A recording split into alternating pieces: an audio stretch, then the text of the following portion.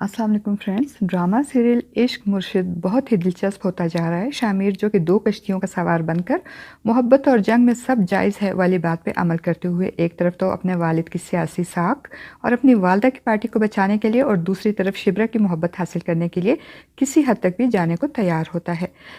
शामिर को तो शिब्रा पसंद होती है और वो उससे मोहब्बत करता है, मगर शामिर की कज़न शामिर को बहुत चाहती है और उसकी ख्वाहिश होती है कि उसकी और शामिर की शादी हो जाए। मगर शामिर अपनी कज़न को साफ इनकार कर देगा कि वो इससे शादी नहीं करना चाहता, क्योंकि वो दोनों एक दूसरे के लिए बने ही नहीं। मगर इसकी कज़न भी ज़िद पे अड़ी होती है और कहती है कि वो एक दूसरे के लिए ही बने हैं, शायद बिछड़ने के लिए। मगर इसको ये नहीं मालूम कि शामिर शिब्रा की मोहब्बत में बहुत आगे बढ़ चुका है और वो शिब्रा के लिए कुछ भी करने को तैयार होता है। इसीलिए तो वो एक गरीब क्लर्क फजल बख्श बनकर शिब्रा के वालिद के दफ्तर में नौकरी भी हासिल करता है और उनका एतमाद हासिल करने में कामयाब हो जाता है। तभी तो शिब्रा के वालिद इसको अपने घर में, जो उनकी ऊपरी मंजिल खाली पड़ी होती है, इसमें रहने की इजाज़त भी दे देते हैं। अब शामिर तो चाहता ही यही था कि किसी तरह शिब्रा के नज़दीक रहे और हर वक्त शिब्रा उसकी नज़रों के सामने रहे। और जब शिब्रा अपने कमरे में खिड़की के पास बैठकर स्टडी कर रही होगी, तब भी शामिर खिड़की के पास खड़ा शिब्रा को ही देख रहा होगा। और शिब्रा जब खिड़की का पर्दा हटाएगी तो शामिर को वहाँ देखकर डर जाएगी। मगर शामिर का मकसद तो शिब्रा को डराना नहीं होता, बल्कि इसकी तवज्जो हासिल करना होती है।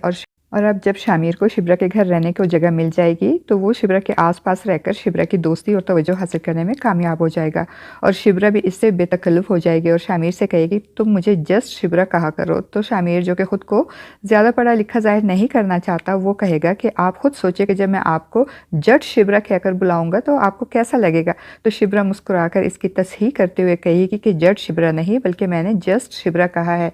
और फिर वह गुजरने के साथ साथ शामिर शिब्रा का एतमाद भी हासिल कर लेगा और शिब्रा और शामिर की दोस्ती हो जाएगी और ये दोस्ती धीरे धीरे मोहब्बत में बदल जाएगी। और फ्रेंड्स, दूसरी तरफ शामिर अपनी वालदा की पार्टी को बचाने के लिए बहुत बड़ा कदम उठाता है और जो भी सियासतदान इनकी पार्टी को तोड़ना चाहते हैं, नुकसान पहुंचाना चाहते हैं, वो इन सब के बच्चों को एक पार्टी में इनवाइट करता है और इन सबको किडनैप करवाता है ताकि इनके ज़रिए इनके वालिदैन को प्रेशराइज़ करके पार्टी को नुकसान बचाने से रोक सके। और इन लड़कों में आफ्ताब कमाल खान का बेटा फराज भी शामिल होता है। और आफ्ताब कमाल खान, जो कि सियासी इख्तलाफात की वजह से पार्टी तोड़कर शामिर के बाप की सियासी साख ख़राब करना चाहता है, अब शामिर फराज को किडनैप करके इसके ज़रिए इसके बाप को फ़ोन करवाएगा। और फिर जब अपने बेटे की ज़िंदगी बचाने के लिए आफ्ताब कमाल खान शामिर के वालिद के पास जाएगा तो वो उसको साफ बता देंगे कि इससे पहले कि अपने बच्चों की कब्रों पर हाज़िरी लगाओ, बेहतर है कि शामिर सिकंदर के सामने घुटने टेक दो। तो शामिर और आफ्ताब कमाल खान के दरमियान बहस व तकरार शुरू हो जाएगी। अगर अपने बेटे की ज़िंदगी की खातिर आफ्ताब कमाल खान को शामिर सिकंदर के सामने घुटने टेकने पड़ेंगे। और फ्रेंड्स, इस तरह शामिर अपने बाप की सियासी पार्टी को तो तोड़ने से बचा लेगा, मगर हो सकता है कि इस सियासत की वजह से वो अपना दोस्त फराज और उसकी दोस्ती खो दे और फराज अब इसका दुश्मन बन जाए। आपका इस बारे में क्या ख्याल है फ्रेंड्स? अपनी राय का इजहार कमेंट बॉक्स में ज़रूर कीजिएगा।